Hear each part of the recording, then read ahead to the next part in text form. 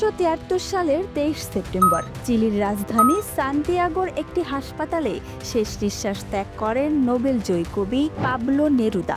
সরকারিভাবে তার মৃত্যুর কারণ হিসেবে জানানো হয় প্রোস্টেট ক্যান্সার। কিন্তু ৫ দশক পেরিয়ে গেলেও আজও প্রশ্ন থেকেই যাচ্ছে, তিনি কি স্বাভাবিকভাবেই মারা গিয়েছিলেন, নাকি এর পেছনে ছিল রাজনৈতিক কোনো বড় ষড়যন্ত্র ও বিষ প্রয়োগ।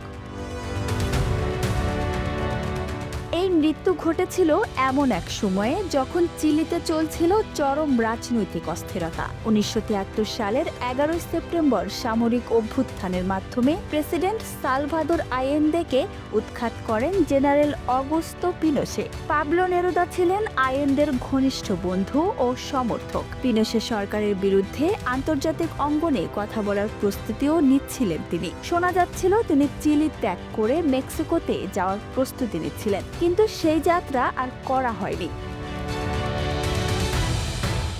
নেরুদার ব্যক্তিগত চালক ও সহকারী ম্যানুয়েল আরায়া দাবি করেন, হাসপাতালে থাকার সময় কবিকে একটি অজ্ঞাত ইনজেকশন দেওয়া হয়েছিল। এরপর থেকেই তার শারীরিক অবস্থার দ্রুত অবনতি ঘটে। এই বক্তব্য প্রকাশের পর বিষয়টি নতুন করে আলোড়ন সৃষ্টি করে। জনমনে প্রশ্ন জাগে, কি ধরনের ইনজেকশন ছিল সেটি এবং কেনই বা প্রয়োগ করা হয়েছিল। ২০১৩ সালে চিলির আদালতের নির্দেশে নেরুদার কবর খনন করা হয়। তার দেহাবশেষ পরীক্ষা করতে এগিয়ে আসে আন্তর্জাতিক একদল বিজ্ঞানী। বহু বছর ধরে চলা বিশ্লেষণে ২০১৭ সালে এক প্রতিবেদনে বলা হয়, নেরুদার দেহে পাওয়া গেছে ক্লোস্ট্রিডিয়াম বোটুলিনাম নামের এক ধরনের ব্যাকটেরিয়া, যা থেকে উৎপন্ন হতে পারে মারাত্মক বিষ বোটুলিনাম টক্সিন। এই তথ্য নতুন করে সন্দেহের জন্ম দেয়। তাহলে কি এটি কোনো ধরনের বিষ প্রয়োগের ইঙ্গিত?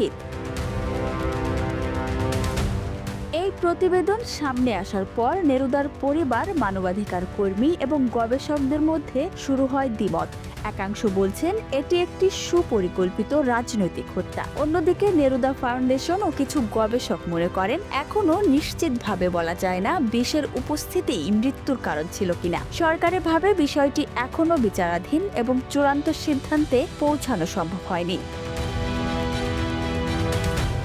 পাবলো নেরুদার মৃত্যু তাই আজও একটি জাতীয় নয়, বরং আন্তর্জাতিক রহস্যে পরিণত হয়েছে। তিনি কি ক্যান্সারে মারা গিয়েছিলেন, নাকি কবির কলম থামাতেই তাকে বিষ দেওয়া হয়েছিল?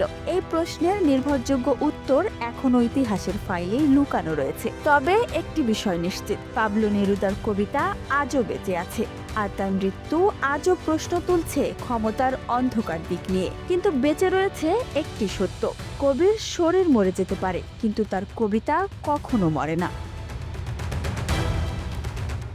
Desk report, Dhaka express.